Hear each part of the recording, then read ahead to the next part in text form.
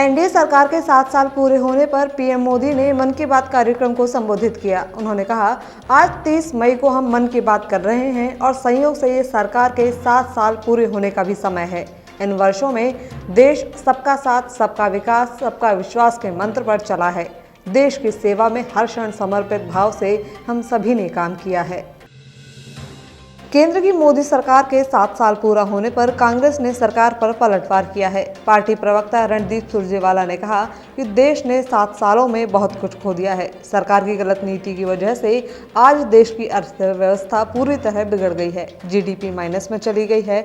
45 सालों में सबसे ज्यादा बेरोजगारी दर हो गई है। कोरोना के कारण लोग मर रहे हैं, लेकिन सरकार इस पर ध्यान देने के बजाय मौन धारण कर बैठी है।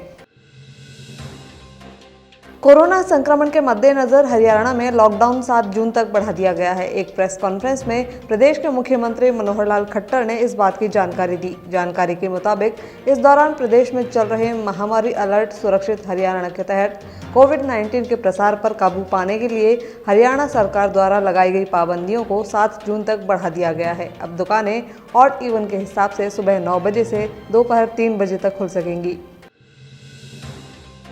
उत्तर प्रदेश के मुख्यमंत्री योगी आदित्यनाथ ने सभी पत्रकारों को हिंदी पत्रकारिता दिवस की शुभकामनाएं देते हुए बड़ा ऐलान किया है। सीएम योगी ने ट्वीट करते हुए लिखा कि स्वाधीनता आंदोलन से लेकर वर्तमान समय तक सामाजिक जागरण व राष्ट्र निर्माण में हिंदी पत्रकारिता का बड़ा योगदान रहा।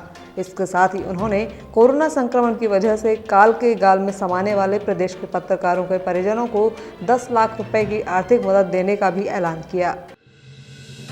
राजस्थान के मुख्यमंत्री अशोक गहलोत ने भी हिंदी पत्रकारिता दिवस की शुभकामनाएं दी हैं। उन्होंने ट्वीट कर लिखा कि हिंदी पत्रकारिता का देश में स्वर्णिम इतिहास रहा है।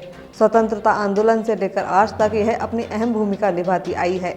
निष्पक्ष पत्रकारिता हमारे लोकतंत्र की आवश्यकता है। जितनी मजबूत पत्रकारिता होगी, उतना ही प्रजातंत्र भी सुदृढ़ होगा।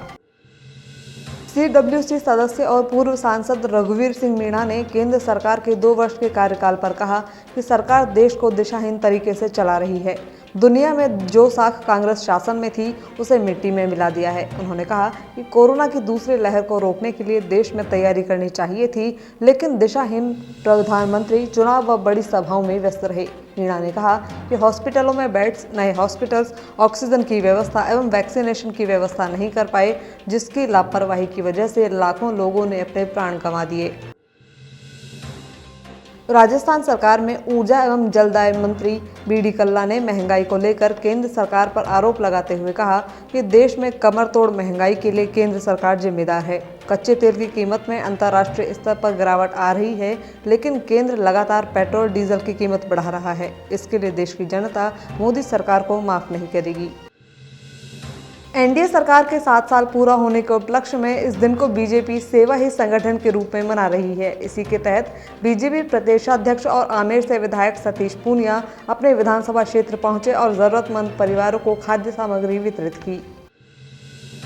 भाजपा नेता गुलाब चंद कटारिया ने प्रधानमंत्री नरेंद्र मोदी के दूसरे कार्यकाल के 2 साल पर संतोष जताते हुए कहा कि सरकार की जम्मू कश्मीर से अनुच्छेद 370 को समाप्त करना, 3 तलाक के खिलाफ कानून और नागरिकता संशोधन कानून बनाना और सुप्रीम कोर्ट के निर्णय के बाद राम मंदिर का निर्माण शुरू करवाना बड़ी उपलब्धियां हैं। सवाई माधोपुर जिले के चौथ का बरवाड़ा में पुलिस कस्टडी में हुई मौत को लेकर बीजेपी नेता राजेंद्र राठौड़ ने उच्च स्तरीय जांच और मुख्यमंत्री अशोक गहलोत के इस्तीफे की मांग की। उन्होंने कहा, इस घटना से प्रमाणित होता है कि राज्य में कानून व्यवस्था चरमरा चुकी है और रक्षक ही भक्षक की भूमिका में है। यह पहला मौका नहीं है।